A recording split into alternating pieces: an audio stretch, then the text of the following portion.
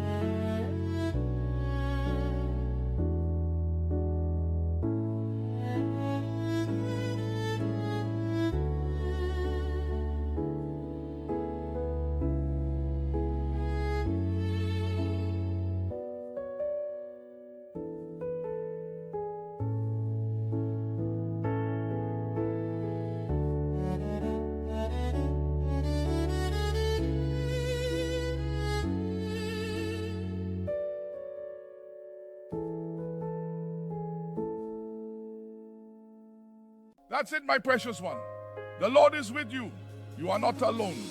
Do not fear what lies ahead. Grace will meet you there. Amen. If this prayer blessed you, please like the video so more people can find it. Subscribing supports this channel and helps us keep sharing prayers during the week. You can also share this with someone who may need it today. Thank you.